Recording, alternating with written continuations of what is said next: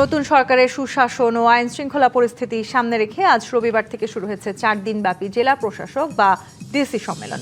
জানা গেছে এই সম্মেলনে অংশগ্রহণ করে রাজনৈতিকভাবে প্রভাবমুক্ত থেকে কাজের স্বাধীনতা চেয়েছেন ডিসিরা।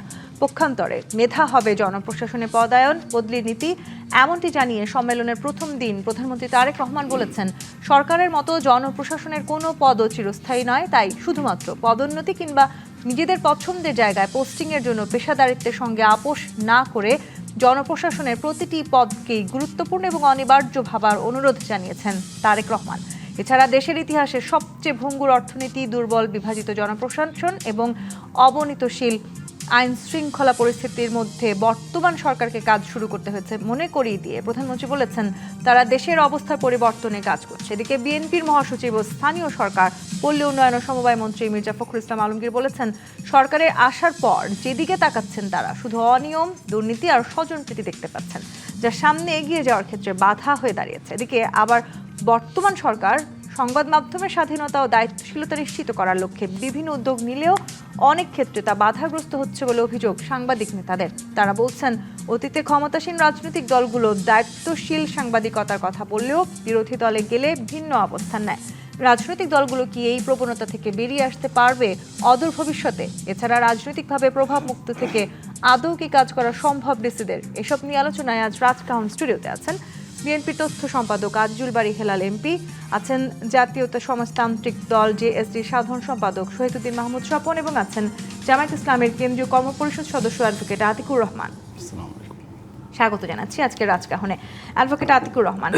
রাজনৈতিক প্রভাবমুক্ত একটি প্রশাসন দীর্ঘদিনের আসলে প্রত্যাশা বাংলাদেশের, এবং এই অন্তর্বর্তীকালীন সরকারের পরবর্তী যে সময়টাতে আমরা দাঁড়িয়ে আছি সেই সময়টাতে অন্তত আমরা সেই প্রভাবমুক্ত প্রশাসন দেখার চেষ্টা করছিলাম। কিন্তু নির্বাচনের আগ মুহূর্ত থেকে আমরা বারবার বলতে শুনেছি, এই প্রশাসনে জামায়াত বারবার অভিযোগ করেছে যে বিএনপি লোক আছে, বিএনপি বারবার অভিযোগ করেছে যে জামায়াতের লোক আছে, এবং ডিসি নিয়োগে আসলে আপনারা নির্বাচনের আগ মুহূর্তে বলেছিলেন যে লটারির মাধ্যমে নিয়োগ দেওয়া হোক, বিএনপি বলছিল তাদের দাবিটা অন্যরকম। নির্বাচনে আসলে এই প্রশাসনের কতখানি ভূমিকা থাকতে পারে সেটি নতুন করে আর বলার আমাদের বাকি নেই। আজকে যখন আসলে এই ডিসি সম্মেলন আমরা দেখলাম, সেই সময় আমরা নতুন করে আসলে রাজনৈতিক প্রভাবমুক্ত প্রশাসন দেখতে পাবো বলে কি মনে করেন? জি, ধন্যবাদ আপনাকে, ধন্যবাদ আমাদের সহ-আলোচক এবং যারা শুনছেন, আমরা সবাইকে শুভেচ্ছা এবং সালাম জানাচ্ছি। দেখুন, বিষয়টা খুবই শুনতে অনেক ভালো লাগে আমাদের কাছে, কিন্তু বাংলাদেশের বাস্তবতায় নিরপেক্ষ প্রশাসন পাওয়াটা, এটা আমরা হয়তো আশা করতে পারি, কিন্তু আশাটা কতটুকু বাস্তব সেটা সময় বলে দিবে। দেখুন, বাংলাদেশে যখনই সরকার পরিবর্তন হয় সাথে সাথে রদবদল শুরু হয়ে যায়। আমরা এই সরকার আমলও দেখলাম, মানে যেই জায়গাগুলোতে ছিল প্রত্যেকটি জায়গায় সরকার তার একটা নিজস্ব পছন্দের লোক সেখানে পদায়ন করার চেষ্টা করে থাকে, যার জন্য আপনি বক্তব্যে বলবেন নিরপেক্ষ প্রশাসন, যদি কার্যক্রমটা দলীয় বিবেচনা করা হয় সেখানে আসলে রাজনীতিটা সেখানে গুরুত্ব পায়। দেখুন, বাংলাদেশে যারা আমলাতন্ত্র আছেন, আমরা অনেক কথাই বলি, এখন পর্যন্ত বাংলাদেশে কখনো আমলাতন্ত্রকে আমরা রাজনৈতিক প্রভাবমুক্ত করতে পারিনি। যখনই যে সরকার আসে সে সরকারের সাথে কিন্তু সে আমলাদের একটা ভালো সম্পর্ক সেখানে তৈরি হয়ে যায়। এবং জামায়াত ইসলামীও কি আসলে চেয়েছে এই প্রশাসন সম্পূর্ণভাবে রাজনীতিকরণের বাইরে থাকুক, নাকি আপনারাও আসলে চেয়েছেন যে কোনো না কোনোভাবে এই প্রশাসনে আপনাদের লোকও থাকুক? দেখুন, আজকে কিন্তু একটা পত্রিকা সংস্করণ আমার দেশে আসছে যে প্রশাসনও যে সংস্কার প্রক্রিয়াটা, এটাও কিন্তু আসলে বাস্তবায়ন হচ্ছে না বাংলাদেশে। আপনার যেই প্রক্রিয়া এখন চলছে, যদি এর মধ্যে আপনি পরিবর্তন না নিয়ে আসেন, যদি আগেরই অবস্থাটা বিদ্যমান থাকে, সে অবস্থা আপনি যতই মানে মুখে বলবেন আমরা পরিবর্তন চাই, স্বচ্ছতা চাই, জবাবদিহিতা চাই, এটি আসলে বাংলাদেশে সম্ভব না। যেখানে পদোন্নতি পোস্টিং হয় রাজনৈতিক বিবেচনায়, যেখানে পিএসসির মতো একটা প্রতিষ্ঠান স্বাধীনভাবে মেধাভিত্তিক নিয়োগ দিতে পারে না, যেখানে আমাদের গণতান্ত্রিক চর্চার ঘাটতি থাকে, কিংবা যেখানে আপনার দুর্নীতির ব্যাপারে আমরা যে সঠিক পদক্ষেপ তা নিতে পারি না, সেক্ষেত্রে আসলে আপনি একদম সব নিরপেক্ষ পাবেন সেটি মনে করার কোনো সুযোগ নেই। আমাদের কাছে মনে হচ্ছে আমাদের দেশে যে অবস্থায় চলছে সবই রাজনীতিকরণ, সিদ্ধান্ত যা আসে সব উপর থেকে আসে। আবার মাঠ পর্যায়ে ডিসিরা রাজনৈতিকভাবে তারা সেখানে প্রভাবিত হয়ে থাকেন। এমনও তো হয় একজন ওসিও কিন্তু তার স্বাধীন সিদ্ধান্ত গ্রহণ করতে পারেন না, যখন ধরুন যেই দল সরকারে থাকে, যদি সেই দলের কোনো নেতা কখনো গ্রেপ্তার হন কোনো কারণে, দেখা যায় যে পরবর্তীতে ওই ডিসি হোক কিংবা ওই এসপি হোক কিংবা ওই ওসি হোক তাকে বদলি করে দেওয়া হয়। তো যেই দেশে আপনার কোনো একটা স্বাধীন সিদ্ধান্ত নিয়ে যদি কোনো ব্যক্তি কোনো পদক্ষেপ নেন, তিনি ডিসি হন, এসপি হন কিংবা ওসি হন, তখন তা বদলি হয়ে যায়। সে দেশে আসলে কেউ চাইলেই নিরপেক্ষ থাকার সব মানে এই একইভাবে বদলি কিংবা ডিসিদেরকে নিয়োগ প্রক্রিয়া নিয়ে কিন্তু একটা দাবি আপনাদেরও ছিল। তার মানে সব রাজনৈতিক দলে কি আসলে কোথাও না কোথাও গিয়ে এটিই চায় যে প্রশাসন আমাদের যেটা হচ্ছে, আমরা মনে করি বাংলাদেশের যে নিয়োগ প্রক্রিয়াটা আছে, এটি নিয়ে অনেক কথা তো হয়েছে, আমাদের পিএসসি সংস্কার নিয়ে কথা এসেছে। আমরা চাই সব জায়গায় মেধাভিত্তিক নিয়োগ হোক, মেধাবীরা পড়াশোনায় বসুক, কিন্তু যেখানে আপনি মেধার পরিবর্তে, তাহলে আপনারা লটারির মাধ্যমে বদলে চেয়েছিলেন কেন? সেখানে কি আসলে মেধার কোনো সুযোগ ছিল? তখন ছিল যে যেহেতু সব দলই তখন বলে যে অমুক ডিসি আমার লাগবে, অপেক্ষা কিন্তু লটারিটা তখন নিরপেক্ষ থাকে, যে যার যেখানে পড়ে সেখানে, যদিও সেখানেও কিন্তু অনেক সময় দেখেছি সেটা আসলে নিরপেক্ষ সেখানে হয় নাই। তো যেটা আসলে আমরা বলতে চাই, বাংলাদেশে যদি নিয়োগ প্রক্রিয়াটাকে আপনি স্বচ্ছ করতে পারেন, যেমন আমাদের পিএসসি বা আমরা কথা বলি, এখনও আমরা শুনছি নানা প্রক্রিয়াতে মানে নিয়োগ যখন হবে এত ফিল্টারিং করা হয়, মানে অপোজিশনে কেউ আছে কি না, যদি যতই সে মেধাবী হোক না কেন, যদি কোনো কারণে সে সরকার দলের সমর্থিত কোনো ব্যক্তি, পরিবারের কোনো ব্যক্তি না হন, আমরা দেখেছি সেই ব্যক্তি কখনো নিয়োগ কখনো সরকারের সময় দেখেছেন। এটা আমরা আশা করি না, এখনো তো শুরু হয়নি প্রক্রিয়াটা, কিন্তু আমরা আশা করব যেই বক্তব্য প্রধানমন্ত্রী দিয়েছেন, যাতে আমরা সামনে দেখতে পাই যে বাংলাদেশের সকল নিয়োগ প্রক্রিয়া কি আছে, স্বচ্ছতা আছে এবং তারা ভালোভাবে ভূমিকা পালন করার সুযোগ পাচ্ছে। প্রধানমন্ত্রী আজকে বলেছেন মেধা হবে জনপ্রশাসনে পদায়ন এবং বদলির নীতি। এই নীতিতে আসলে আমরা কতখানি এগিয়ে যেতে পারবো? এবং তিনি আরেকটি খুবই গুরুত্বপূর্ণ কথা বলেছেন যে দেশের যে কোনো স্থানে দায়িত্ব পালনে প্রস্তুত থাকার কথা বলেছেন ডিসিদেরকে। ডিসিরা আসলে নিজেদেরকে কতখানি পরিবর্তন করতে পারবেন যে কোনো স্থানে গিয়ে দায়িত্ব পালনের জন্য? কতখানি তারা আসলে নিজেদেরকে নিরপেক্ষভাবে নিজেদের ভূমিকাটা পালন করতে পারবেন? ধন্যবাদ আপনাকে, সহ আলোচক দুজনকে শুভেচ্ছা এবং অভিনন্দন, যারা দেখছেন তাদেরকেও শুভেচ্ছা। একটা গুরুত্বপূর্ণ আলোচনা আজকে আপনি উপস্থাপন করেছেন। আজকে এই সরকারের প্রথম যে প্রশাসনিক যে সম্মেলন, যেটি নিয়মিত সরকারগুলা করে থাকে প্রতি বছরে একবার, 2 মাসের এই সরকারের প্রথম ডিসি সম্মেলন। অন্য যে ডিসি সম্মেলনগুলো যেভাবে হয়ে থাকে এটাও তার ব্যতিক্রম নয়। ব্যতিক্রমটা হচ্ছে যে এটি নতুন সরকার দায়িত্ব নেবার প্রথমেই 2 মাসের ভিতরে এই সম্মেলনটি হচ্ছে। আজকে মাননীয় প্রধানমন্ত্রী তারেক রহমান সাহেব এই সম্মেলনে কতগুলো গুরুত্বপূর্ণ বিষয়গুলো কথা বলার চেষ্টা করেছেন। তার ভিতরে পদোন্নতি এবং পছন্দের পোস্টিংয়ের বিষয়টি এনেছেন। এগুলো তার বার্তা বা বক্তব্য। একই সাথে তিনি এই কথাগুলো বলবার চেষ্টা করেছেন যে সাংবিধানিক এবং সংবিধিবদ্ধ প্রতিষ্ঠানগুলো বিগত সময় অকার্যকর ছিল। আরও বলবার চেষ্টা করেছেন বিচার বিভাগ, নির্বাচন কমিশন, দুদক, এই প্রতিষ্ঠানগুলো বিগত সময় অকার্যকর ছিল। এবং সর্বশেষ যিনি দলমত নির্বিশেষে সামাজিক সুরক্ষা যে নিরাপত্তা বেষ্টনী তৈরি করবার চেষ্টা করছেন, সে সকলের কাছে পৌঁছে দেওয়ার কথা বলছেন। কথাগুলো সুন্দর এবং যৌক্তিক কথাই বলেছেন। আমরা আমলাতন্ত্র রাজনৈতিক প্রভাবমুক্ত হবে এই বিষয়টি আপনি জানতে চেয়েছেন। আমাদের ইতিহাস যেটি আতিক সাহেব বলবার চেষ্টা করেছেন, এটি আমাদেরকে কোনো পরিষ্কার কোনো ধারণা দেয় না যে রাজনৈতিক সরকার বা ইভেন অন্তর্বর্তী সরকারের সময়ও আমলাতন্ত্র প্রভাবমুক্ত থেকেছে। আপনি লটারির মাধ্যমে বলেছেন, এবং বিগত অন্তর্বর্তী সরকারের সময় আমরা দেখেছি বিএনপি এবং জামাতের ভেতরে নিয়োগ প্রক্রিয়া নিয়ে কে কার লোক, কে জামাতের লোক এবং কে বিএনপির লোক, সেটি চিহ্নিত করবার চেষ্টা করেছে। আমরা শেখ হাসিনা দলতন্ত্রের বিরুদ্ধে, দলদাস আমলাতন্ত্রের বিরুদ্ধে কথা বলেছি, কিন্তু অন্তর্বর্তী সরকারের সময় কিন্তু জামাত এবং বিএনপি তাদের লোক পরস্পরের অভিযোগ করবার মধ্য দিয়ে প্রশাসনকে দলীয় কলঙ্কিত একটি প্রশাসন ছিল সেটি প্রমাণ করেছে। আমি একটু পেছনের দিকে যাই। বাংলাদেশের যে আমলাতন্ত্র, সেটি ঐতিহাসিক সূত্রে ব্রিটিশ থেকে আমরা পেয়েছি। সে আমলাতন্ত্র কী ছিল? সে আমলাতন্ত্র হচ্ছে যে ব্রিটিশদের স্বার্থ রক্ষার জন্য, তারা আমাদেরকে শোষণ বঞ্চনা করবার জন্য তার যেই প্রশাসনিক এবং আইনশৃঙ্খলা বাহিনী যেটি দরকার সেটিকে সুরক্ষা দেওয়ার জন্য, তার ক্ষমতাকে পাকাপোক্ত করার জন্য, তার নীতি বাস্তবায়ন করবার জন্য সে আমলাতন্ত্রটা প্রতিষ্ঠা করেছে। এটিকে আমরা উপনিবেশিক একটি আমলাতন্ত্রের কথা বলি, এবং তার ধারাবাহিকতা 1971 সালে স্বাধীন বাংলাদেশ সেটি আমরা শুরু করেছি। আপনি দেখুন 71 সালে মানে স্বাধীন হওয়ার সাথে সাথে কিন্তু এই আমলাতন্ত্রকে রিফর্ম করার একটা দাবি উঠেছিল এবং সেই জন্য একটা কমিটি গঠন করা হয়েছিল। 72 সালেও হয়েছিল, কোনো উন্নতি এবারের সংস্কার কমিশনেও কিন্তু উন্নতি আছে। হয় নাই। প্রেসিডেন্ট জিয়াউর রহমানের আমলে অনেকগুলো কমিশন এই সময়ের ভিতরে করা হয়েছিল, এর সাথে সময় করা হয়েছিল, একটিও কোনো সুফল দেয়নি। সর্বশেষ 2008 সালে এই আওয়ামী সরকারের প্রথম সময় এস টি ইমাম, যিনি একজন ক্যাবিনেট সচিব ছিলেন, তার নেতৃত্বে একটি কমিশন গঠন করা হয়েছিল এবং তিনি সর্বশেষ পেরেকটি মেরেছেন আমলাতন্ত্রে, যে আমলাতন্ত্রকে কীভাবে দলীয় বাহিনীতে পরিণত করা যায় এবং সেটিকে এবং সর্বগ্রাসী রূপ দেওয়ার সমস্ত আয়োজন নীতি সম্পূর্ণ করেছেন। আপনি জানেন যে আমলাতন্ত্রের আমলাদেরকে নিয়ে বৈঠক করা থেকে শুরু করি, রাজনৈতিক প্রক্রিয়া তাদেরকে অংশগ্রহণ করা, নির্বাচন থেকে শুরু করি সব প্রক্রিয়া অংশগ্রহণ করার সুযোগ তৈরি করেছিলেন। আপনি যদি বিগত সময়ের কথা বলেন, যেটি তারেক রহমান সাহেব বলেছেন যে সাংবিধানিক এবং সংবিধিবদ্ধ প্রতিষ্ঠানগুলো এগুলো অকার্য, কেন অকার্য করছিল?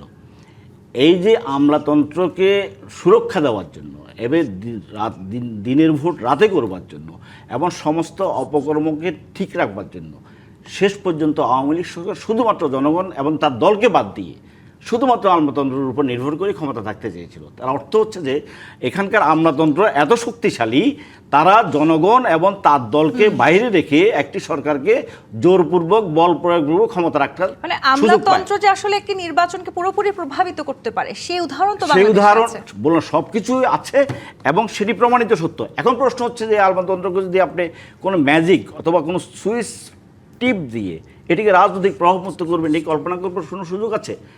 আছে। কোথায় আছে? এই যে সংস্কার কমিশনগুলো হয়েছিল অতীতে, সবগুলো বাদ দিলাম, এই যে জনপ্রশাসন সংস্কার কমিশন গঠন হয়েছিল অন্তর্বর্তী সরকারের সময়, দুর্ভাগ্যের জায়গা, এত বড় গুরুত্বপূর্ণ জায়গা, যেটির বিষয় সবচাইতে বেশি অভিযোগ, যে আমলাতন্ত্রের বিরুদ্ধে সমস্ত মানুষের বিক্ষুব্ধতা, রাজনৈতিক দলগুলোর বিক্ষুব্ধতা, সেই জনপ্রশাসন সংস্কার কমিশন নিয়ে কোনো আলোচনা হয়নি। এবার এটি ফাইলবন্দি, আমি শেষ করি, এটি ফাইলবন্দি। সুতরাং এটি প্রত্যাশা করার, আমি আশা করতে পারি, কিন্তু অতীত এবং এই জনপ্রশাসন সংস্কারের কোনো বিষয়ে হাত না দেওয়া, এটিকে আবারও রাজনৈতিকভাবে ব্যবহার করবার সমস্ত সুযোগ এখানে বিদ্যমান। সেটি করবেন কিনা ভবিষ্যৎ সরকার জানে। আমলাতন্ত্র আসলে কতটা শক্তিশালী হতে পারে সেটি বাংলাদেশের বিগত নির্বাচনগুলোর দিকে তাকালে আমরা বুঝতে পারি, এবং এই যে নির্বাচন গেল সেই নির্বাচনেও আসলে কিন্তু এই আমলাতন্ত্র বা প্রশাসনকে ঢেলে সাজানো নিয়ে বেশ কিছু আলোচনা সমালোচনা ছিল। এই শক্তি আসলে এবারের এই সরকার ভাঙতে পারবে কিনা? দেখেন, আমাদের মাননীয় প্রধানমন্ত্রীর বক্তব্য এবং আমাদের 31 দফা, আমাদের নির্বাচনের পূর্ববর্তী যে ম্যানিফেস্টো, এইটা দেখলে আপনারা দেখবেন যে আমরা একটা নিরপেক্ষ প্রশাসন সবাই বলে, তারপরে আরও বলে যে দক্ষ প্রশাসন, স্বচ্ছ প্রশাসন। আমরা কিন্তু বলেছি যে আমরা একটা ন্যায়পরায়ণ। আপনি মেধাবী, আপনি দক্ষ, আপনি স্বচ্ছ, আপনি সব কিছু, আপনি ন্যায়পরায়ণ না, আপনি বায়াসড। তাহলে আপনার এই দক্ষতা, আপনার এই মেধাবী দিয়ে আমার কী কাজ হবে যদি আপনি বায়াসড হন? এই জন্য আমি বলতেছি যে রাজনীতিবিদের কাজ হলো পলিসি মেক করা। Policy making is politics. হ্যাঁ, কিন্তু এই আমলাতন্ত্র কিংবা এই প্রশাসনকে কাজে লাগিয়ে যদি ক্ষমতাকে দীর্ঘায়িত করার জায়গাটিকে শক্তিশালী করা হয়, ওইভাবে উত্তর দিতে পারবো না। মানে পলিটিক্সটা কি, যে আপনার একজন মন্ত্রী কী করে, যে নতুন রাস্তা হবে, এটা হলো পলিটিক্স। নতুন রাস্তা হবে, এই রাস্তাটা কোন নকশায় হবে, কোন পদ্ধতিতে হবে, কোথায় হবে, এইটা ঠিক করে প্রকৌশলীরা, দ্যাট মিনস অ্যাডমিনিস্ট্রেশন। এইখানে যদি পলিটিক্যাল ইন্টারভেনশন হয় তখন সেটাকে আপনি বলতে পারবেন যে পলিটিক্যাল বায়াসড একটা অ্যাডমিনিস্ট্রেশন। পলিটিক্স এবং অ্যাডমিনিস্ট্রেশনের মধ্যে একটা ডিকোটমি, মানে মতদ্বৈত, একটা বিভাজন আছে। পলিটিক্সরা পলিসি মেকিং করে আর আপনার প্রশাসন সেটাকে ইমপ্লিমেন্ট করে, তাই না? এবং এই যে প্রশাসন, এই প্রশাসনের রিক্রুটমেন্ট এবং এই প্রশাসনের যে প্রমোশন, এইটা যদি আপনার তাদের টেকনোলজিক্যাল জ্ঞান, তাদের কোয়ালিটির উপরে নির্ভর করে এই প্রমোশনটা দেওয়া হয়, এই রিক্রুটমেন্টটা হয়, এইখানে যদি কোনো পলিটিক্যাল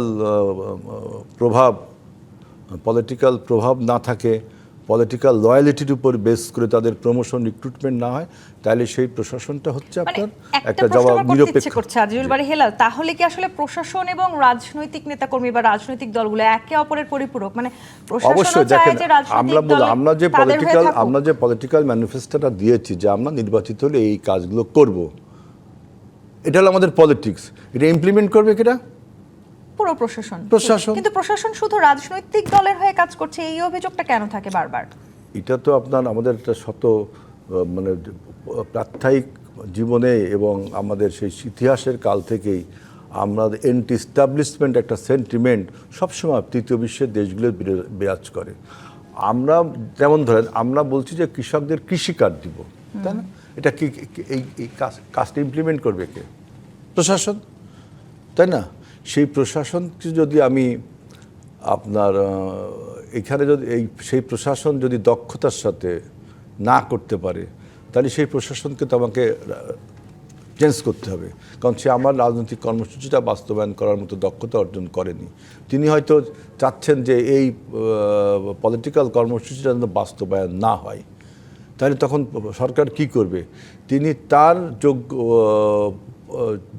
তার পক্ষের যে লোকটা দক্ষ, যিনি এই কর্মসূচিটা বাস্তবায়ন তারটা করবে। কারণ আমি তো জনগণের কাছে ভোট নিয়ে আসছি যে আমি এই খেলোয়াড়দের এই কার্ডটা দিব, আমি দেশের এই সেতুটি করব, আমি প্রশাসনকে এইভাবে সাজাবো, এটা হলো আমার পলিসি। এই পলিসি ইমপ্লিমেন্ট করবে কিনা প্রশাসন। সুতরাং প্রশাসনটাকেও যদি আমি আমার দক্ষ লোকটার দিকে না করাই, আমার দক্ষ লোকটা এবং তাকে আবার ন্যায়পরায়ণ হতে হবে। এখন আমার আসলে দক্ষ যিনি তিনি আসলে ন্যায়পরায়ণ কতটুকু হচ্ছেন, তিনি আসলে নিরপেক্ষ কতখানি থাকছেন? নিরপেক্ষ থাকা আসলে যায় না, কেউ নিরপেক্ষ। তারপরে অন্তত মানে আপনি নিরপেক্ষ হলো একটা কিছুকে বেসিস ধরে, মানে একটা বেঞ্চমার্ক ধরে, একটা স্ট্যান্ডার্ড মার্ক ধরে আপনি তার সাপেক্ষে কতটুকু নিরপেক্ষ, কতটুকু অনিরপেক্ষ। নিশ্চয়ই জনগণের জন্য আসলে অন্তত নিরপেক্ষ হওয়াটা কতখানি প্রয়োজন সেটি তো আসলে বুঝতে হবে। আজকে একটা পলিটিক্যাল পার্টি একটা প্রোগ্রাম দিল তো জনগণের জন্য, পলিটিক্যাল পার্টিস জনগণকে বলে যে আমি এই কর্মসূচিটা বাস্তবায়ন করব, যে আমি খাল খনন কর্মসূচি করে দেশের কৃষি বিপ্লব ঘটাবো। তো এটা জনগণের জন্য এই কর্মসূচিটা প্রশাসনকে দিয়ে করানো হয়, যে সেই প্রশাসনটা যদি এই প্রশাসনটা বারবার দুর্নীতিপরায়ণ হয়ে উঠছে। তো এইটা একটা ভালো কোশ্চেন করছেন। দুর্নীতি, পদোন্নতি কিংবা পোস্টিং, এই দুটো জনপ্রশাসনকে দুর্নীতিপরায়ণ করে তুলছে। একটা সময় গেছে যে আমরা আসলে এমন ভাবে একটা ধারণা তৈরি করা হয়েছে যে সরকার আসলে প্রশাসনকে খুশি রাখতো, যাতে করে সরকার দীর্ঘদিন ক্ষমতায় থাকতে পারে। এই জায়গাটিতে আমি ফিরবো, একটা বিরতি সময় হচ্ছে। জি25 ইস্পাত নিবেদিত রাজকাহন থেকে বিরতি নিয়ে ফিরছি, সাথেই থাকুন। জি25 ইস্পাত নিবেদিত রাজকাহন দেখছেন। শহীদুদ্দিন মাহমুদ স্বপন, যেটি বলছিলাম, খোদ প্রধানমন্ত্রী আজকে বলেছেন পদোন্নতি কিংবা পোস্টিং জনপ্রশাসনকে দুর্নীতি পরায়ণ করে তুলেছে। সেটি যেমন সত্যি, তেমনি একটা দীর্ঘ সময় পর্যন্ত আমরা এটিও বলতে শুনেছি খোদ সরকার আসলে নিজেদের ক্ষমতাকে দীর্ঘায়িত করার জন্য, এই প্রশাসনকে নিজেদের অধীনে রাখার জন্য যা কিছু করা দরকার সে সব কিছু করছেন। এই সমালোচনা থেকে অন্তত রাজনৈতিক দলগুলো, সরকারে যারা গঠন করছেন, তারা বেরিয়ে আসতে পারবেন বলে কি মনে করেন? চমৎকার বলেছেন। আমি এটি বিশ্বাস করতে চাইবো যে মাননীয় প্রধানমন্ত্রী যে প্রত্যাশার কথা বলেছেন সেটি শুনি রক্ষা করবার চেষ্টা করবেন, বাস্তবায়ন করবার জন্য ওনার তার দৃঢ়তা দেখাবেন। প্রশ্নটা অন্য জায়গায়। প্রশ্নটা হচ্ছে যে আপনার ইচ্ছে অথবা অনিচ্ছের উপরে এটি নির্ভর করছে না। এই আমলাতন্ত্রটা এমন, আপনি যদি নাও চান তাহলে আপনার ঘাড়ের উপরে সেটা বসবে। আপনাকে দূষিত করার জন্য, কলুষিত করবার জন্য যাহা যাহা করবার দরকার সেটি সে করবে। তার অতি উৎসাহ থাকবে। সে আপনাকে ভালো পথ দেখাতে গিয়ে সে খারাপ পথ দেখাবেই। এইটিকে একটি জনবান্ধব আমলাতন্ত্রে প্রতিষ্ঠা করবার জন্য, পেশাদারিত্বের আমলাতন্ত্রে, মেধাবী শুধু মেধা দিয়ে মেধাবী দুর্নীতিবাজ হয়, অপেশাদার হয়, অনেক কিছু হয়। মেধার সাথে একই সাথে পেশাদার যে আমলাতন্ত্র, যেটা দেশপ্রেমিক, জনগণ স্বাধীন দেশের উপযোগী একটা আমলাতান্ত্রিক ব্যবস্থা, যেটি জনগণের টাকায় যাদের বেতন ভাতা দেওয়া হয় তারা যেন জনগণের বান্ধব একটি আমলাতন্ত্র হয়। এখন বর্তমানে যে আমলাতন্ত্র আমরা দেখছি, আমরা একটা জেলা প্রশাসন থেকে শুরু করেন, যারা সেখানে আমলাতন্ত্র হিসাবে বসে আছেন তারা হচ্ছে সেই জেলার অভিভাবক। এটি হবার কথা ছিল না। এটি হওয়ার চেয়ে জনপ্রতিনিধিরা থাকবেন সেই জেলার অভিভাবক। কিন্তু আপনার আমলাতন্ত্র জেলায় একটা অনুষ্ঠান হলে সেখানে 16ই ডিসেম্বর বা 26শে মার্চ যে কুচকাওয়াজ হয়, সেটি সালাম গ্রহণ করেন কি বলেন ডিসি অথবা ইউনো, সেখানে এমপিরা দাঁড়িয়ে থাকেন, তাদের সেই সালাম গ্রহণ করার সেই ক্ষমতা ইয়েটা নাই। তার মানে হচ্ছে যে এই আমলাতন্ত্রটা এমনভাবে গড়ে উঠছে, সেটি হচ্ছে যে সরকার যেটিকে এভাবে চালিত করবে এবং সরকারের ঘাড়ে কীভাবে উঠবে সেটি। এখন এটির থেকে প্রতিকার পাওয়ার জন্য আপনি চাইলেই এটিকে রাজনৈতিকভাবে ব্যবহার করবেন না, সেটি হবে না।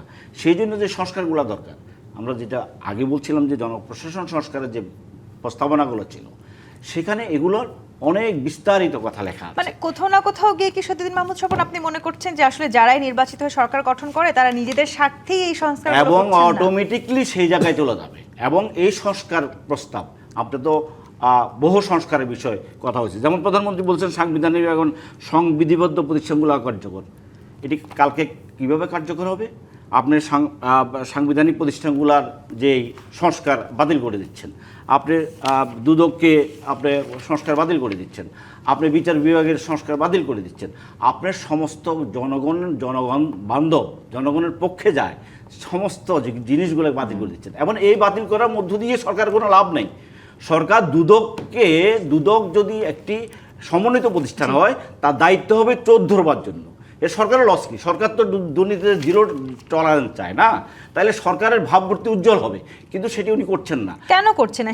এই প্রশ্নটা রাজনৈতিকভাবে ব্যবহার করবার জন্য প্রত্যেকটি প্রতিষ্ঠান অতীতে ব্যবহার হয়েছে। আমি 2 মাসের সরকারকে বলছি না ব্যবহার করবে, কিন্তু এই 2 মাসের সরকার যদি এই প্রতিষ্ঠানগুলোকে সংস্কার যদি না করে, এগুলাকে যদি স্বাধীনভাবে তার কাজ করার সুযোগ করে দেওয়া না হয়, তাহলে এগুলো হাতিয়ার হবে এবং এই সরকার এই দায় তার ঘাড়ে বর্তাবে। সরকার আসলে কেন এই গুরুত্বপূর্ণ সংস্থাগুলোকে আসলে এই সংস্কারের অধীনে নিয়ে আসতে পারলো না? আর যেটি অভিযোগ করছিলেন সত্যিদিন মাহমুদ স্বপন, যে সংস্কার শুধু ফাইলবন্দি হয়েই থাকে, আপনারাও কি একমত কিনা? দেখুন, আমাদের দেশে যারাই যখন ক্ষমতায় আসেন তারা অনেক সুন্দর সুন্দর কথা বলেন, নীতিবাক্য বলেন, আমরা জনগণ শুনে শুনে অভ্যস্ত। কিন্তু জনগণ যখন সে কাজটা করতে যায়, তখন দেখা যায় লাল ফিতার দৌরত্বটা কেমন দেখা যায়। এবং বাংলাদেশে যারাই কোনো সরকারি অফিসে যান, যে কোনো অফিসে যান, আমরা যে সেবার কথা বলি, সেবা জনগণ সেখানে পায় না। আমরা মনে করি আমাদের যদি সরকার সত্যি আন্তরিক হয়ে থাকে, সরকারকে সকল জবাবদিহিতা আনতে হবে এবং জনগণ যেভাবে রাষ্ট্রযন্ত্রকে চায়, যদি সমন ভাই বলেছেন অনেকগুলো সংস্কার প্রস্তাবনা আমরা পেয়েছি। দেখুন, আপনার বাংলাদেশের মানুষের সুশাসন পাওয়ার সবচেয়ে বড় জায়গা হচ্ছে কিন্তু বিচার অঙ্গন। আমাদের সুপ্রিম কোর্ট সচিবালয়ে যে অধ্যাদেশটা হয়েছিল, এটা কিন্তু অলরেডি সরকার অনুমোদন সেখানে করে নাই। বিচারক নিয়োগের স্বচ্ছতা, মানে যেই জায়গাগুলোতে আপনি জবাব দিতে আসবে, আপনি যখন কোথাও কিছু না পান, আপনি হাইকোর্টে রিট করতে পারেন। যদি সেখানেও কোনো আমি রেমেডি পাওয়ার সুযোগ না থাকে, মানুষ যাবে কোথায় আসলে? তো বাংলাদেশের মানুষের স্বচ্ছতা, জবাবদিহিতা নিশ্চিত করার যে আইনি একটা মাধ্যম থাকে, যেখানে কোনো সরকার হস্তক্ষেপ থাকবে না। এই যে সুপ্রিম কোর্ট সচিবালয় আপনি যে নিয়োগ বাতিল করে দেন, অধ্যাদেশটি বাতিল করে দিলেন, এরপরে বিচারক নিয়োগের যে স্বতন্ত্র একটা কাউন্সিল হওয়ার কথা ছিল, তো একদিকে আপনি মুখে বলেছেন আমরা হলো স্বাধীন চাচ্ছি, আবার কাজে যদি আপনি ব্যতিক্রম উল্টোটা করেন, তাহলে জনগণ কিন্তু জিজ্ঞেস করবে আসলে আমরা কোনটা শুনব। এই প্রশ্নটাও থাকে যে এই 2.5 মাসে তো সরকার আসলে কোনো জাদুর বলে বা তুড়ি দিয়ে সবকিছু পাল্টে ফেলতে পারবে না। সেই সময়টুকু কি আমরা সরকারকে দিচ্ছি? একটা কথা আছে ইংরেজিতে, মর্নিং সুজ দ্য ডে, উষার লগ্নে দিবসের অগ্রিম প্রতিচ্ছবি। এই সরকারের বাকি মাসগুলো কিভাবে যাবে তাই 2 মাসে বোঝা যাচ্ছে। দেখুন, আমরা অনেকেই বলেন যে সরকার 2 মাসে, হ্যাঁ তারা কিছু কাজ জনবান্ধব কাজ করেছেন, কিন্তু সংস্কার প্রক্রিয়াগুলোর দৃশ্যমান অগ্রগতি না হওয়ার কারণে জনগণের মাঝে একটা ভুল মেসেজ পৌঁছে গেছে যে সরকার মুখে যাই বলছেন, আদৌ সরকার আপনাদের একটা দীর্ঘদিনের সেগুলো অভিযোগ চাচ্ছে ছিল না। এই পুরো প্রশাসনে আসলে বিএনপির লোকজন বসে আছে, এখনো কি আপনারা আসলে সেই অভিযোগটাকেই বহাল রাখছেন? দেখুন, আমরা বিএনপি আওয়ামী লীগ বলছি না, আমরা বিগত সময় দেখেছি যে কিভাবে মানে আমারও তখন মনে হতো যে মানে শেখ হাসিনা কি আওয়ামী লীগ করেন, এর থেকে মনে হচ্ছে যে হারুন সাহেব বেশি আওয়ামী লীগ করেন। বুঝেছে, মানে এমন অবস্থা সেখানে দেখা গিয়েছিল, রাষ্ট্র কার নিয়ন্ত্রণে ছিল। মানে শেখ হাসিনাকে ক্ষমতা রাখার জন্য যেভাবে পুলিশ প্রশাসন, যেভাবে সচিবরা ভূমিকা রেখেছেন, এটা আমরা দেখেছি। আসলে এই জায়গা থেকে বাংলাদেশের আপনি কয়জন আমরা সেখান থেকে বলুন পরিবর্তন হয়েছে? হ্যাঁ, কিছু রিটায়ারমেন্টে গিয়েছে, বড় অংশ রয়ে গেছে। মানে বাংলাদেশের আসলে সরকার পরিবর্তন হয়, সরকার যায়, কিন্তু আমলাতন্ত্রের চরিত্র আসলে খুব বেশি পরিবর্তন হয় না। এই চরিত্রটা আসলে আপনারা পরিবর্তন করতে পারবেন কিনা? মির্জা ফখরুল ইসলাম আলমগীর আজকে বলেছেন যেখানেই আপনারা তাকাচ্ছেন শুধু অনিয়ম, দুর্নীতি, স্বজনপ্রীতি দেখতে পাচ্ছেন। যুগ যুগ ধরে বাংলাদেশে, যুগ যুগ ধরে স্বাধীনতার পর থেকে স্বাধীনতার আগেও আমি এই আমলাতন্ত্র নিয়ে অনেক কথা পড়েছি। আমার সবচেয়ে ভালো লেগেছে ডক্টর আকবর আলী খান তার বিচিত্র স্রোনার জলে রাজনীতি অবাক বাংলাদেশ একটা বইতে তিনি লিখেছেন যে বাংলাদেশের আমলাতন্ত্র হলো বাংলাদেশের আমলাতন্ত্র এবং ব্রিটিশ উপনিবেশিক আমলে যে আমলাতন্ত্র ছিল, পাকিস্তান আমলে যে আমলাতন্ত্র ছিল, স্বাধীন বাংলাদেশের যে আমলাতন্ত্র ছিল, এই আমলাতন্ত্র সম্বন্ধে তিনি একটা ভালো বক্তব্য রেখেছেন যে বিখ্যাত অর্থনীতিবিদ ইংল্যান্ডের থমাস গ্রেশাম তিনি একটা দিচ্ছেন যে খারাপ মুদ্রা বাজার থেকে ভালো মুদ্রাকে বের করে দেয়, তাড়িয়ে দেয়। যদি মুদ্রা আপনার ধাতব মুদ্রা হয় তার ফেস ভ্যালু দেখা যাচ্ছে যত, তার থেকে ধাতুর দামটা বেশি, এটা হলো ভালো মুদ্রা। আর দেখা যাচ্ছে যে একটা মুদ্রার যে ফেস ভ্যালু তার থেকে ধাতুর দামটা কম, সেটা হলো ব্যাড মানি, সেটা হলো আপনার ব্যাড মানি। মানুষ করে কি যে ভালো মুদ্রা যেগুলো খাঁটি সোনা দিয়ে তৈরি যে মুদ্রা, এটা বাসায় রেখে দেই, তার থেকে কিছু নিয়ে গলিয়ে আপনার খারাপ ধাতু অন্য ধাতু মিশ্রণ করে একটা মুদ্রা বাজারে দেই। তখন নাকি ভালো মুদ্রাগুলো সব মানুষের কাছে জমা পড়ে যাচ্ছে, খারাপ মুদ্রা বাজারে চলে আসতেছে। ঠিক এরকম অযোগ্য অদক্ষ আমলাতন্ত্র মানে আমলা রিক্রুটমেন্টের ফলে, প্রমোশনের ফলে, যেটা প্রধানমন্ত্রী আজকে বলেছে, ভালো যে আপনার আমলাতন্ত্র আমলা বা প্রশাসক তারা কনসাইড হয়ে যাচ্ছে, দূরে চলে যাচ্ছে। কিন্তু অ্যাডভোকেট আতিকুর রহমান একটা অভিযোগ করলেন যে মর্নিং শোজ দ্য ডে, আপনারা 2 মাসে পারেন নাই এই প্রশাসনকে পরিবর্তন করতে। এগুলো সব পপুলিস্ট কথা নিয়ে আমি কোনো আলোচনা, এগুলো সবাই বললে ভালো লাগবে, সবাই পপুলিস্ট কথা বললে সবনবার খারাপ লাগবে। পপুলার কথা ধরে নেন, পপুলার কথা ভালো কথা। আমি বলছি ব্যাকরণসম্মত কথা, যে আপনার আমাদের প্রধানমন্ত্রী যেটা বলেছে যে meritocracy, on the basis of meritocracy, শুধু মেধাকে তার সাথে যোগ হতে হবে তার আপনার মোরালিটি, তার সেই লোকটার নীতি জ্ঞান। আপনি যদি এই রিক্রুটমেন্ট, আমলাতন্ত্র রিক্রুটমেন্ট এবং প্রমোশনের ব্যাপারে, যদি আমি পূর্বেই বলেছি, যদি আপনি এই পলিটিক্যাল বায়াসনেসকে বা পলিটিক্যাল কোনো এটাকে প্রাধান্য না দিয়ে যদি মেরিট এবং তার দক্ষতা যোগ্যতাকে প্রাধান্য দেন, প্রধানমন্ত্রী যেটা আজকে বলেছেন, তাইলে কিন্তু আমরা একটা ভালো মুদ্রা পাচ্ছি। আর যদি আপনি রিক্রুটমেন্টে এবং প্রমোশনের ক্ষেত্রে এই অনৈতিক লোকগুলোকে আপনি রিক্রুট করেন, প্রশাসনে প্রমোশন দেন, তাহলে কিন্তু আপনি এই শুধু এই পপুলার কথাই বলে যেতে পারবেন, এই করতে হবে সেই করতে হবে। সুতরাং আমাদেরকে শূন্য থেকে শুরু করতে হবে। আমরা যে উত্তরাধিকার সূত্রে আমাদের মহাসচিব প্রধানমন্ত্রী যা বলেছে, আমরা একটা গোলমেলে জিনিস পেয়েছি। এখন আমরা বলেছি যে মেরিটোক্রেসির ভিত্তিতে আমাদের এই আমলাতন্ত্রকে সাজাতে হবে বা দেখতে হবে। আমি তো বলেছি যে আমলাতন্ত্র এবং পলিটিক্স এই দুইটার মধ্যে বিভাজন রেখাটা আগে দেখতে হবে। বিভাজন রেখাটা কি? আপনি হাসিনার মধ্যে অ্যামালগামেট করে ফেলান যে আমি আমলাতন্ত্রকে খুশি রেখে আমি ক্ষমতা দীর্ঘায়িত করবো, মানে ভোটে জিতবো, ভোটে না জিতে তো ক্ষমতা দীর্ঘায়িত করতে পারবেন না, এবং এলাকায় প্রভাব বিস্তার করবো, পুলিশ প্রশাসন ডিসি এসপি সব।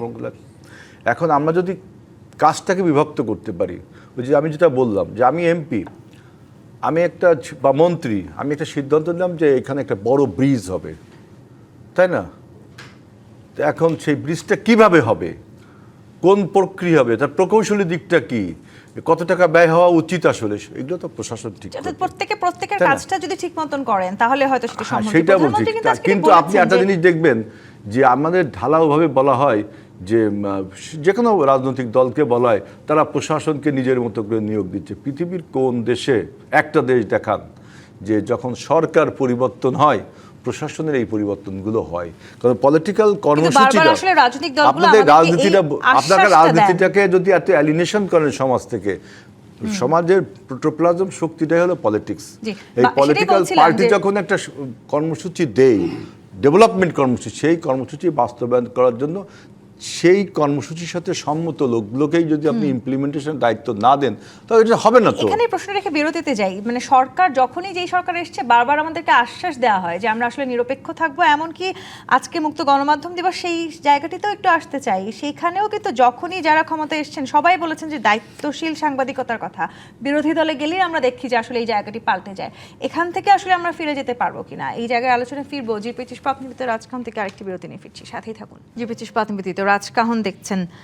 অ্যাডভোকেট আতিকুর রহমান, যেই জায়গাটিতে ছিলাম যে সব সরকার সব সময় আসলে নিরপেক্ষতার এক ধরনের আশ্বাস দেয়, সেটি প্রশাসন থেকে শুরু করে গণমাধ্যম পর্যন্ত। আজকে যেহেতু মুক্ত গণমাধ্যম দিবস, এই প্রশ্ন একটু করতে চাই, জামায়াত ইসলামী যেহেতু আসলে একটি ধর্মভিত্তিক রাজনৈতিক দল, আপনারা যদি কখনো ক্ষমতায় আসেন, যদি এখন যেহেতু আপনারা আসলে জাতীয় সংসদে বিরোধী রাজনৈতিক দলের ভূমিকা পালন করছেন, কতখানি স্বাধীনভাবে আসলে গণমাধ্যম কাজ করতে পারবে? গণমাধ্যম কর্মীরা যারা আছেন তারা কতখানি স্বাধীনভাবে কাজ করতে পারবেন?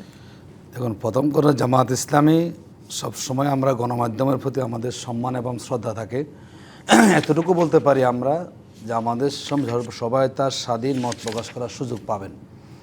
এখন তো জামায়াত ইসলামীকে আমরা দেখার সুযোগ পাননি, কিন্তু আমরা এতটুকু বলতে পারি যে গণমাধ্যমের যে স্বাধীনতার কথা আমরা মুখে বলি, অনেকেই বলেন, এটা বাস্তবতা। যদি আমরা কখনো সুযোগ পাই, জনগণ তা দেখার সুযোগ পাবে। দেখুন, সেই গণমাধ্যমও কি আসলে রাজনৈতিক প্রভাব মুক্ত থাকবে? দেখুন, আজকে একটা প্রতিবেদন এসেছে একটা মানে মানবাধিকার সংগঠনের, হিউম্যান রাইটস সাপোর্ট সোসাইটি। 2.5 মাসে বিএনপি সরকারের আমলে 172 জন সাংবাদিক নির্যাতনের মুখোমুখি হয়েছেন। আজকে রিপোর্ট এখানে এসেছে। আমরা দেখলাম আজকে সুপ্রিম কোর্টে সাংবাদিকরা তারা মানববন্ধন করেছেন। তারা মুখে সেখানে কালো কাপড় দিয়েছেন, কারণ সেখানে এজলাসে সাংবাদিক প্রবেশে নিষেধাজ্ঞা দেওয়া হয়েছে। গত 23 তারিখে আমরা দেখলাম যে শাহবাগ থানার ভিতরে সেখানে সাংবাদিক নির্যাতনের মুখোমুখি হয়েছেন। তো আমরা মনে করি স্বাধীন সাংবাদিকতার ক্ষেত্রে সবাইকেই সুযোগটি দেওয়া প্রয়োজন। কিন্তু মুশকিল হচ্ছে বাংলাদেশে আসলে গণমাধ্যমেরও সেখানে ভূমিকা থাকা দরকার। আমরা মাঝে মধ্যে দেখি গণমাধ্যম এমনভাবে আগ বাড়িয়ে সরকারের তোষণ নীতি করেন, সেখানে মানুষের ধারণা জন্মে যে আসলে গণমাধ্যম তার সঠিক জায়গায়, যেটাকে বলা হয় যে সমাজের দর্পণ বলা হয় গণমাধ্যমকে, অনেক সময় গণমাধ্যমও কিন্তু তার জায়গা থেকে যখন নিরপেক্ষতা হারিয়ে ফেলেন, তখন মানুষেরও কিন্তু সে প্রত্যাশা জায়গাটা কিন্তু কী হয়ে যায়, নষ্ট হয়ে যায়। আমরা মনে করি সরকার দায়িত্ব থাকে গণমাধ্যমকে তাদের স্বাধীনভাবে কাজ করার সুযোগ দেওয়া। আবার গণমাধ্যম দায়িত্ব হওয়া উচিত যাতে করে কোনো সরকারের হয়ে, যাতে জনগণের হয়ে যদি গণমাধ্যম ভূমিকা পালন করতে আসলে পারে। দুতরফা, দুদিক থেকেই আসতে হবে। এই জায়গাটিতে শহীদুদ্দিন মাহমুদ স্বপন, আপনার কাছে আসি। হোক প্রশাসন কিংবা গণমাধ্যম, আজকে কিন্তু প্রধানমন্ত্রী এই কথা বলেছেন যে আসলে সবাইকে মিলে কাজ করতে হবে, এবং যেই সহায়তাটা আসলে তিনি বারবার সবার কাছে চাইছেন, সেই জায়গাটি থেকে সেটি গণমাধ্যমে যারা, সংবাদ মাধ্যমে যারা কাজ করছেন তারা, কিংবা প্রশাসনে আসলে যারা কাজ করছেন, যাদের রাষ্ট্রের হয়ে কাজ করবার কথা, তারা কি সত্যিকার অর্থেই শুধু রাষ্ট্রের জন্যই কাজ করতে পারেন, নাকি আসলে আমরা আসলে নিরপেক্ষ যে প্রশাসন প্রত্যাশা করছি সেখান থেকে আমরা কতখানি দূরে আছি? না, দেশের প্রধানমন্ত্রী হিসেবে উনি তো সকলের সহযোগিতা নিয়ে রাষ্ট্রটি চালাবেন এবং সকলের সহযোগিতা চাইবেন, এটি প্রত্যাশিত এবং এটি হওয়ার কথা। কিন্তু বাস্তবে যেটি হয়, যেটি গণমাধ্যম নিয়ে কথা, আজকে যেমন নুরুল কবির সাহেব যে কথা বলেছেন যে দায়িত্বশীল সাংবাদিকতার স্বার্থে রাজনৈতিক দলগুলোর দ্বিচারিতা পরিহার করা উচিত। দ্বিচারিতা বলতে উনি কী বুঝিয়েছেন? যেমন আমি সরকারি দলে থাকলে কি ভূমিকা পালন করি এবং বিরোধী দলে গেলে আমি কি ভূমিকা পালন করি। আমি সংবাদপত্রের স্বাধীনতা, সাংবাদিকদের স্বাধীনতা, তাদের রুটি রুজির সংগ্রামে কীভাবে দেখি এবং আমি সরকারে থাকলে আমি কিভাবে দেখি, এই জিনিসটাকে বোঝানোর চেষ্টা করছে। এবং আরেকটা বিষয় যেটি হচ্ছে যে আপনি যদি গণমাধ্যমের বন্ধুরা, যেমন আমরা অতীতে দেখেছি যে গণমাধ্যম বন্ধুরা, একটু অফেয়ার হেলভাই বলছিলেন যে টকশোর উপস্থাপক থেকে শুরু করে গণমাধ্যমের বন্ধুদেরকে এনে কিভাবে বিরোধী দলকে সন্ত্রাসী এবং আগুন সন্ত্রাসী থেকে শুরু করে এভাবে চিহ্নিত করবার চেষ্টা গণমাধ্যমের বন্ধুরাই করেছেন দলদাস হয়ে। আজকে যদি আমরা তাকাই, তখন দেখা যায় যে বিভিন্ন কারণে গণমাধ্যমে যারা কাজ করছেন তাদের বিরুদ্ধে মামলা, হয়রানি, অনেক কিছু করাও হয়েছে, অনেকগুলো হয়েছে। কিন্তু আমি এটা মনে করি না যে আপনি শুধুমাত্র তার একটি আনুগত্যের কারণে, একটা দলের প্রতি তার আনুগত্যের কারণে অথবা তার পক্ষে প্রচারণা করবার কারণে তাকে খুনের মামলায় ফাঁসিয়ে দিয়ে আপনি তাকে গ্রেপ্তার করবেন অথবা তার মত প্রকাশের স্বাধীনতাকে হরণ করবেন, এটি কিন্তু মুক্ত গণমাধ্যমের এটি ভূমিকা আশা করা যায় না। আমার হেড থাকে, আমার ঘৃণা থাকে যে গণমাধ্যমের বন্ধু এইভাবে একটি দলতন্ত্রের প্রতিষ্ঠা করতে পারে না। আজকেও দেখেন বিভিন্ন গণমাধ্যমের বিভিন্ন নিয়োগ প্রক্রিয়া যদি দেখেন, দেখা যাচ্ছে যে আমরা গত আমলে দেখেছি যে বিএনপিপন্থী সাংবাদিক কারা, আওয়ামী লীগপন্থী সাংবাদিক কারা, জামাতপন্থী সাংবাদিক কারা, এটা একদম একদম বিভাজিত অবস্থায়, সাংবাদিক ইউনিয়নগুলো বিভাজিত অবস্থায়। সেখানে বাসসের নিয়োগ থেকে শুরু করে প্রত্যেকটা জায়গায় সেই সাংবাদিকদেরকে আমরা নিয়োগ দেখছি। আমরা দেখছি না একজন নিরপেক্ষ মানুষ যিনি দলতন্ত্রে বিশ্বাসী না, তার রাজনৈতিক মতাদর্শ আছে, সেই মানুষটাকে নিয়োগ দেওয়া হয়েছে, এটা দেখছি না। এর মাধ্যমে আপনি মেসেজটা দিচ্ছেন যে আমিও সাংবাদিকদেরকে দলীয়করণ বা দলের কাজে ব্যবহার করছি। এবং বিভিন্ন উদাহরণ আছে স্বপন ভাই, শুধু আসলে দলীয় দল যারা করেন তাদেরকে গণমাধ্যমে নিয়োগ দেওয়া এটা একেবারেই ভুল। আমি বলছি না, আমি বলছি যে শতভাগের কথা বলছি না, কিন্তু আমাকে যখন দৃশ্যমান কিছু ঘটনা দেখি আমরা, তখন এটি মনে হয় বিভিন্ন পত্রিকার সম্পাদক 5 আগস্টের পরে বিভিন্ন পত্রিকার সম্পাদক কারা হয়েছেন সেগুলো আমরা দেখেছি। তাহলে এই বিষয়গুলো কিন্তু দায়িত্বটাও অনেকটা হয়তো সরকারের উপরেও বর্তায়। গণমাধ্যমের বন্ধুদের এই জায়গায় নিজেদের শত্রুতাকে পরিহার করতে হবে, স্বাধীন সাংবাদিকতা প্রতিষ্ঠা করতে হবে। আজিজুল বারী হেলাল, সরকার, গণমাধ্যম এবং জনপ্রশাসন কেউই আসলে কাউকে ছাড়া রাষ্ট্রকে এগিয়ে নিয়ে যেতে পারবে না। সেই জায়গাটিতে আসলে আমরা কতখানি এগিয়ে যাচ্ছি এই মুহূর্তে সবচেয়ে জরুরি আসলে দেখেন, আমি আবারও আমাদের প্রধানমন্ত্রী তারেক রহমানের সংসদের কনক্লুডিং সেশনের এই বক্তৃতাকে আবার উল্লেখ করব। তিনি বলেছেন যে জনপ্রিয় বক্তৃতা, জনপ্রিয় কাজ আমরা অনেকেই করতে পারবো, কিন্তু সঠিক কাজটি আমরা কতজনে, আমি প্রধানমন্ত্রী হিসেবে আমার করা উচিত সঠিক কাজটি। আমি একটা জনপ্রিয় কথা বললাম, জনপ্রিয় কাজ করলাম, তার আফটার ইফেক্ট ভালো না, কিছুক্ষণের জন্য জনপ্রিয়তা একটা বাবল তৈরি হয়েছে, কিন্তু আমাকে অ্যাজ এ প্রাইম মিনিস্টার আমাকে সঠিক কাজটি করতে হবে। দেখবেন যে গণমাধ্যম এর এখন এরিয়া কত বড়। আগে শুধু প্রিন্টিং মিডিয়া ছিল, এরপর আসলে ইলেকট্রনিক মিডিয়া, এখন আছে ভার্চুয়াল জগৎ। ভার্চুয়াল জগৎ কত বড়! আপনার নিজেরও একটা ফেসবুক যে অ্যাকাউন্ট, ওটাও একটা কিন্তু কাইন্ড অফ, তাই না? আপনি অনেক খবর ছড়াতে পারছেন, এরকম প্রচুর অর্থাৎ আপনার ভার্চুয়াল জগতে এখন মাধ্যম বা সংবাদ মাধ্যম অনেক বড় হয়ে গেছে। এখন শুরু হয়েছে গেম অফ ন্যারেটিভসের খেলা। গণমাধ্যম একটা ন্যারেটিভ তৈরি করে, সেটা সরকারের পক্ষেও যায়, বিপক্ষেও যায়, বিরোধী দলের বিপক্ষেও যায়, পক্ষেও যায়। এটাকে আপনি যে ন্যারেটিভটাকে মতলববাজি থেকেও বলতে পারেন, অথবা দেশের প্রয়োজনে তিনি চিন্তা করছেন যে এই ন্যারেটিভটা বানালে সরকার সঠিক পথে চলবে। আরেকজন মনে করছে যে এই ন্যারেটিভটা যদি গণমাধ্যমে দিতে পারি, যে কোনো মাধ্যমে, তাহলে বিরোধী দলকে কোণঠাসা করা যাবে। সুতরাং এখানে আপনাকে এই ন্যারেটিভের খেলায় আপনাকেও কিন্তু ওই যে একজন গণমাধ্যমের সাংবাদিক বা একজন কলামিস্ট বা একজন কার্টুনিস্ট কি বললো, তাকে আপনি গলা টিপে ধরলেন, তাকে আপনি মামলায় ফেলালেন, তাকে অমুক কিছু করলেন, এইটা কিন্তু ঠিক। আপনি একটা ন্যারেটিভ বানান, জনগণ কোন ন্যারেটিভটা বেছে নেই। আপনি একটা বই পড়বেন যে ম্যানুফ্যাকচারিং কনসেন্ট, নোম চমস্কির, এই বইটা পড়লে গণমাধ্যমের আমার ভূমিকা সম্বন্ধে অনেক কিছু জানতে পারবো। যে আমেরিকা যখন বিশ্বের বিভিন্ন দেশের উপরে আপনার আক্রমণ করে, বিশেষ করে যে উইপেন অফ মাস ডিস্ট্রাকশন ইরাককে বললো, তখন তিনি কিন্তু একটা ন্যারেটিভ বানিয়েছিল। ইরাকের কাছে আমরা রাজনৈতিক প্রভাবমুক্ত থাকতে পারবো কিনা, রাজনীতি প্রভাবমুক্ত কথাটাই তো আমার কাছে একটা মিসনোমার মনে হয়। রাজনীতি ছাড়া সমাজের কোন অংশে আপনি, মানুষ বলে ধর্ম ছাড়া, এই ভাই এখানে রাজনীতির আলোচনা, ধর্মের আলোচনা বন্ধ। আসলে ধর্ম, রাজনীতি এইগুলোর এরিয়া এত বড়। শোনেন, রাজনীতি ছাড়া আপনি টকশো করতে পারবেন। অ্যাডভোকেট আতিকুর রহমান, শহীদুদ্দিন মাহমুদ স্বপন, ধন্যবাদ সময় দেওয়ার জন্য। আজকের মতো বিদায় নিচ্ছি। জি 25 রাজকাহন থেকে ফিরবো আগামীকাল রাত 10টায় নতুন রাজকাহন নিয়ে। ডিবিসির সঙ্গে থাকুন।